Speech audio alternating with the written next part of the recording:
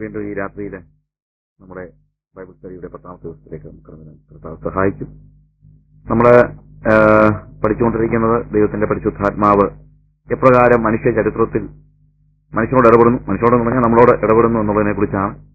കഴിഞ്ഞ ദിവസം നമ്മൾ ന്യൂ ടെസ്റ്റമെന്റിലെ കർത്താവ്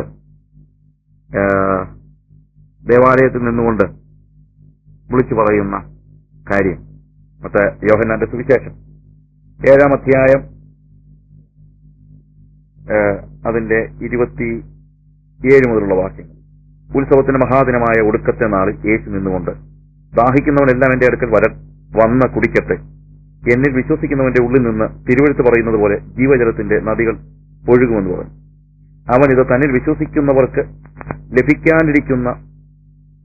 ലഭിക്കാനുള്ള ആത്മാവിനെ കുറിച്ചാകുന്നു പറഞ്ഞത്. യേശു അന്ന് തേജസ്കരിക്കപ്പെട്ടിട്ടില്ലായകയാൽ ആത്മാവ് വന്നിട്ടില്ലായിരുന്നു. യേശു കർത്താവ് യെരുശലേമിലെ തന്റെ ശുശ്രൂഷയുടെ എന്ന് പറയാൻ കാര്യം, അവൻ പരീക്ഷിതനായ ശേഷം ഗലീലയിൽ പോകുന്നു. അവിടെ തന്റെ ശിഷ്യന്മാരോട് കൂടെ അവൻ സമയം ചെലവഴിക്കുന്നുണ്ട്. ആ സമയത്താണ് ഇവിടെ ഈ കൂടാര പെരുന്നാൾ വരുന്നത്. ആ കൂടാര പെരുന്നാൾ വരുന്ന സമയത്ത് ഇവന്റെ സഹോദരന്മാരൊക്കെ ചോദിച്ചു, നീ എന്തിനാ ഇവിടെ നിന്നുകൊണ്ട് ഇങ്ങനെ ഈ കാര്യങ്ങളൊക്കെ ചെയ്യുന്നത്? ഈ ആരെങ്കിലും പ്രസിദ്ധനാകാൻ ഇച്ഛിക്കുകയാണെങ്കിൽ അവൻ എന്ത് ചെയ്യും? ഈ കാര്യങ്ങളെല്ലാം പരസ്യമായിട്ട് നിർവഹിക്കും. അതുകൊണ്ട് നീ ഒരു കാര്യം ചെയ്യും, പെരുന്നാളിന് വന്ന് നിന്റെ ഈ മിറക്കിൾസ് എല്ലാം അവിടെ ഒന്ന് കാണിക്കും. അവർ ആ മിറക്കിൾസ് എല്ലാം കൂടെ കാണിക്കുന്ന സമയത്ത് എന്താണെങ്കിലും ആളുകൾ നിന്നിൽ വിശ്വസിക്കും. പ്രസിദ്ധനാകുവാൻ ഇച്ഛിക്കുന്നതൊന്നും ഒരിക്കലും ഒന്നും സ്വയമായിട്ട് താഴത്തെ നിലയിൽ ചെയ്യുന്നില്ലല്ലോ. എന്നാൽ യേശു കർത്താവ് പറഞ്ഞു, എന്റെ സമയം ഇതുവരെ വന്നിട്ട് നിങ്ങൾക്ക് എപ്പോഴും സമയമാണ്, ഞാനതല്ല ഉദ്ദേശിക്കുന്നത്. അല്ലെങ്കിൽ അത്ഭുതങ്ങളുടെ ഒരു നിലയിൽ അതാണ് അവിടെ പറയുന്നത്. കർത്താവ് പെരുന്നാളിന് പോകുന്നുണ്ട്. കർത്താവ് ഇങ്ങനെ ഒരു വലിയൊരു എഴുന്നള്ളത്ത് നടത്തിയൊന്നും പോയില്ല, പരസ്യമായിട്ട് പോയില്ല. എന്നാൽ കർത്താവ് എന്ത് ചെയ്തു? അവിടെ ചെല്ലുന്നത് നമ്മൾ കാണുന്നു. അവിടെ ചെന്ന് ആ ഭാഗത്തെക്കുറിച്ച് നമ്മൾ വീണ്ടും അതിനെക്കുറിച്ച് പഠിക്കുന്നുണ്ട്. അതുകൊണ്ട് ഞാൻ ആ കാര്യത്തെക്കുറിച്ച് പിന്നീട് പറയാം. ഇവിടെ തന്നെ ഇന്ന് തന്നെ പറയാനായിട്ട് നമ്മൾ ഉദ്ദേശിക്കുന്നു. എന്നാൽ പുതിയ നിയമത്തിൽ യേശു കർത്താവ് അവിടെ ഈ ഭാഗത്ത് പറയുന്നത് അവൻ പരിശുദ്ധാത്മാവിനെ കൊടുക്കുന്നവനായിട്ടാണ്. എന്താണ്? അവൻ ആത്മസ്നാപകനായിട്ടാണ്. അല്ലെങ്കിൽ യേശുവിനെ കുറിച്ച് പറയുമ്പോൾ Jesus was the anointed and also he was the anointer. അവൻ ആത്മസ്നാനം നൽകുന്നവനും ആത്മ അഭിഷേകം ഉള്ളവനും. അല്ലെങ്കിൽ യേശുക്രിസ്തുവിന്റെ ഭൂമിയിലെ വരവിനെ കുറിച്ച് പറയുമ്പോൾ എന്താണ്? പ്രവാചകന്മാരെല്ലാം കൃത്യമായിട്ട് പറയുന്നത് അവൻ ആത്മ നിറവുള്ളവനായി, അല്ലെങ്കിൽ അവന്റെ മേൽ എന്റെ ആത്മാവുണ്ട്. എല്ലാ ഭാഗങ്ങളിലും വിശുദ്ധ ലിഖിതങ്ങളെല്ലാം വായിക്കുമ്പോൾ യേശുവിന്റെ മേൽ വ്യാപരിക്കുന്ന ആത്മാവിനെ കുറിച്ചുള്ള വിവരണം വളരെ ശക്തമാണ് നമുക്ക് മനസ്സിലാക്കാനായിട്ട് കഴിയും. ഇവിടെ യേശുക്രിസ്തു വന്നു കഴിഞ്ഞപ്പോഴത്തേക്ക് നമുക്കറിയാം, യേശുക്രിസ്തു ദൈവത്തിന്റെ മാനുഷിക വെളിപ്പാടാണ്. യേശുവിൽ പിതാവും പരിശുദ്ധാത്മാവും ഒരുപോലെ തന്നെ വെളിപ്പെടുന്നുണ്ട്. എന്നാൽ യേശുവിന്റെ ജീവിതത്തിൽ ആത്മാവിന്റെ ആ പ്രാധാന്യം നമ്മൾ പലപ്പോഴും പരിശ്രമിക്കുമ്പോൾ അല്ലെങ്കിൽ വായിക്കുമ്പോൾ നമ്മൾ ശ്രദ്ധിക്കുന്ന എന്താണെന്ന് അറിയാമോ? ദൈവവും അല്ലെങ്കിൽ പിതാവും യേശുവുമായിട്ടുള്ള ബന്ധത്തെക്കുറിച്ച് മാത്രം നമ്മൾ പറയുന്നു. എന്നാൽ പിതാവും യേശുവുമായിട്ടുള്ള ബന്ധം പോലെയോ അതിനേക്കാൾ സുവ്യക്തമായി യേശുവും ആത്മാവും തമ്മിലുള്ള ബന്ധത്തെക്കുറിച്ച് വളരെ കൃത്യമായി ലിഖിതങ്ങളിൽ എഴുതിയിട്ടുണ്ട്, പ്രവാചകന്മാരുടെ ലിഖിതങ്ങളിൽ. യേശുവിന്റെ വരവിനെ കുറിച്ച് യെശയ്യാവ് 11-ാം അധ്യായം അതിന്റെ 1-2 വാക്യങ്ങൾ എഴുതിയിരിക്കുന്നത്. യെശയ്യാവിന്റെ പ്രവചനം അതിന്റെ 11-ാം അധ്യായം.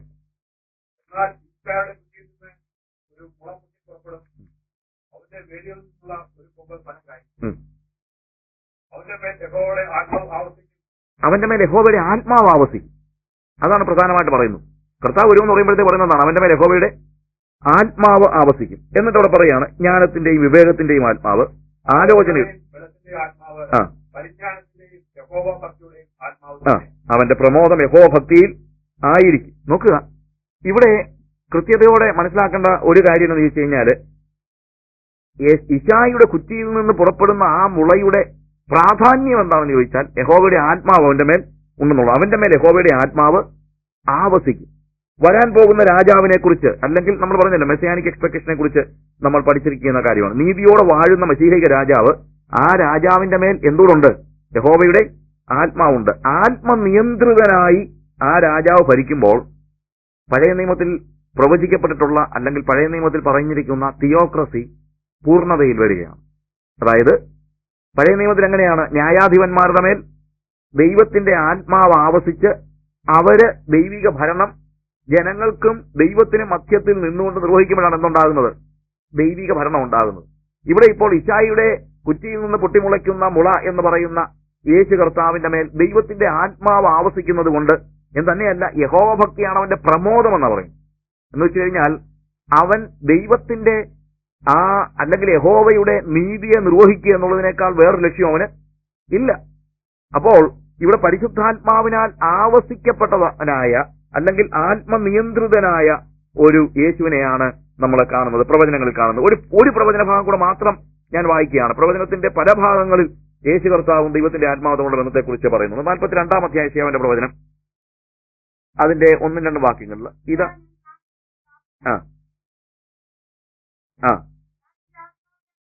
ഞാൻ എന്റെ ആത്മാവിനെ അവന്റെ മേൽ വെച്ചിരിക്കുന്നു. ദൈവത്തിന്റെ മേൽ, യേശു കർത്താവിന്റെ മേൽ വ്യാപരിക്കുന്നതായ ദൈവത്തിന്റെ ആത്മാവിനെ കുറിച്ച്, അല്ലെങ്കിൽ ആത്മനിയന്ത്രിതനായ, ആത്മബാധിതനായ, ആത്മാവ് ആവസിക്കുന്നതായ യേശുവിനെയാണ് നമ്മൾ സുവിശേഷത്തിൽ കാണുന്നത്. യേശുവിന്റെ ജീവിതത്തിൽ നോക്കിയാൽ ഇതുപോലെയുള്ള ആത്മാവ് ഒരു എന്താ വോട്ട് നമുക്ക് വേർതിരിക്കാൻ കഴിയാത്ത രീതിയിൽ ആത്മാവിന്റെ പ്രവർത്തനത്തെ നമുക്ക് കാണാൻ കഴിയും. യേശു ക്രിസ്തുവിന്റെ ജനനത്തെക്കുറിച്ച് നമ്മൾ വായിക്കുമ്പോൾ മത്തായിയുടെ സുവിശേഷം 1-ാം അധ്യായം അതിന്റെ 18-ാം വാക്യത്തില്, 20-ാം വാക്യത്തില്, ലൂക്കോസിന്റെ സുവിശേഷം 1-ാം അധ്യായം 35-ാം വാക്യത്തില്, ഈ ഭാഗങ്ങളിലൊക്കെ മറിയയോട്, പ്രത്യേകിച്ച് ലൂക്കോസിന് ഞാൻ ഓരോ ഭാഗങ്ങളും വായിക്കാൻ സമയമില്ലാത്തതുകൊണ്ട് ലൂക്കോസിന്റെ വിഷയം 1-ാം അധ്യായം അതിന്റെ 35-ാം വാക്യം വായിക്കുമ്പോൾ അവിടെ മറിയ ചോദിക്കുകയാണ്, അല്ലെങ്കിൽ അതിന്റെ മുമ്പായിട്ട് കർത്താവിന്റെ ദൂതൻ മറിയയ്ക്ക് പ്രത്യക്ഷനായി പറഞ്ഞു, നിന്നില് ഒരു വിശുദ്ധ പ്രജ ഉൽപാദിതനാകും.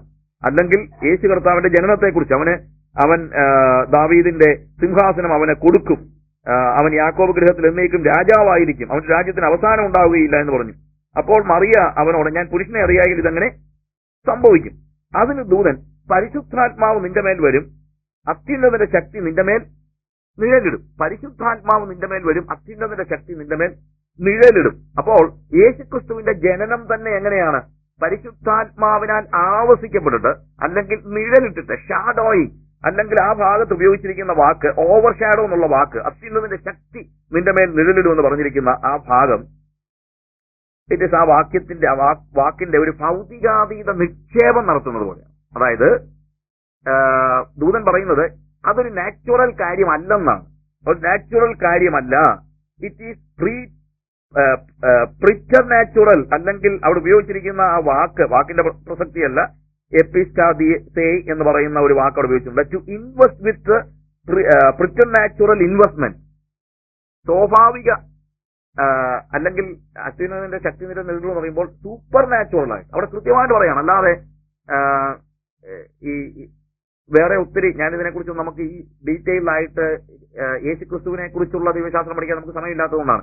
അല്ലെങ്കിൽ യേശുക്രിസ്തു സ്നാനമേറ്റ സമയത്താണ് അവന്റെ മേൽ പരിശുദ്ധാത്മാവ് വന്നത്. അതിനു മുമ്പ് he was a normal child എന്ന് പറയുന്ന ഒരു ചിന്താഗതിയുണ്ട്. He was a normal child. പരിശുദ്ധാത്മാ സ്നാനമേറ്റപ്പോൾ എന്തായി? സ്നാനമേറ്റപ്പോൾ പരിശുദ്ധാത്മാവ് അവന്റെ മേൽ ആവസിച്ചു. പക്ഷെ ഇവിടെ അങ്ങനെയല്ല പറയുന്നത്. നിന്നില് എന്താണ് ഉൽപാദിതമാകുന്നത്? അവിടെ പറയുന്നത്, ഞാൻ പരിശുദ്ധാത്മാവ് നിന്റെ മേൽ വരും, അത്യുന്നതന്റെ ശക്തി നിന്റെ മേൽ നിഴലിടും, അല്ലെങ്കിൽ ഇൻവെസ്റ്റ് ചെയ്യും. എങ്ങനെ ഇൻവെസ്റ്റ് ചെയ്യും? ഇൻ എ സൂപ്പർ നാച്ചുറൽ വേ. അതായത് അതിഭൗതിക നിലയിലാണ് യേശുവിന്റെ ജനനം എന്നുള്ളത് വളരെ കൃത്യമായിട്ട് ദൂതൻ മറിയോട് പറയുകയാണ്. അല്ല, അതൊരു നാച്ചുറൽ ബർത്ത് അല്ല.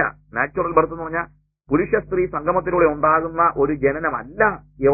യോസെഫും മറിയയും തമ്മിലുള്ള ബന്ധത്തിലൂടെയോ വേറെ ഏതെങ്കിലും നിലയിലുള്ള ഒരു ബന്ധത്തിലൂടെയോ അല്ല മറിയയിൽ പരിശുദ്ധാത്മ ഉൽപ്പാദിപ്പിച്ചതായ യേശുവിന്റെ ജനനം എന്ന് ഇവിടെ കൃത്യമായിട്ട് നമ്മൾ മനസ്സിലാക്കിയേ പറ്റൂ. അത് നമ്മുടെ ഒരു ഫെയ്ത്താണ്. എന്നാൽ അത് എങ്ങനെയാണ് വിശ്വസിക്കുന്നതെന്ന് ചോദിച്ചാൽ നമുക്ക് വിശ്വസിക്കാൻ പറ്റത്തില്ല.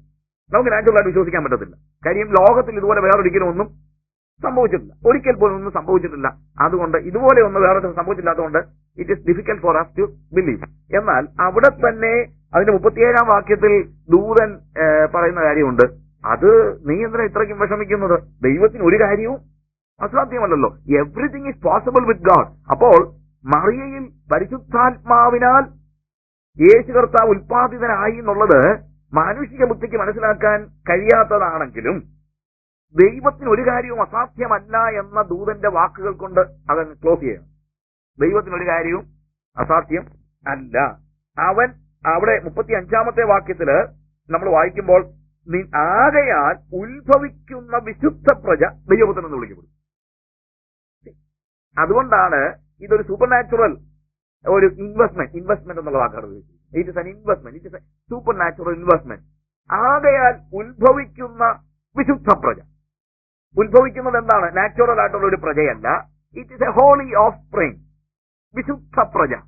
ആ വിശുദ്ധ പ്രജ ദൈവത്തിന്റെ പുത്രൻ എന്ന് വിളിക്കപ്പെടും. ഞാൻ പറഞ്ഞത് യേശുക്രിസ്തുവിന്റെ ജനനം തന്നെ പരിശുദ്ധാത്മാവിനാലാണ്. പരിശുദ്ധാത്മാവിന്റെ ഒരു അൺനാച്ചുറൽ പ്രക്രിയയാണ്. വിശുദ്ധ തൃത്വം എന്ന് പറയുന്നത് ദൈവം മറിയ യേശു എന്നല്ല. അങ്ങനെ ആളുകളുടെ ഒരു പലപ്പോഴും പറയുന്നു അതങ്ങനെ ദൈവം മറിയ യേശു, അതല്ല, അങ്ങനെ അല്ല സംഭവിക്കുന്നു. ദൈവം യേശു ക്രിസ്തു പരിശുദ്ധാത്മാ, ഇല്ലേ? ഇവിടുത്തെ ദൈവം പരിശുദ്ധാത്മാവിനാൽ എന്താണ്? യേശു ഉൽപ്പാദിതനായിത്തീരും പരിശുദ്ധാത്മാവിനാൽ. അവിടെ തന്നെ എന്താണ്? അത് വിശുദ്ധ തൃത്വം കൂടെ പ്രത്യക്ഷമാവുകയാണ്. അത്യുന്നതന്റെ ശക്തി അവിടെ എഴുതിയിരിക്കുന്ന വാക്കെങ്ങനെയാണ്?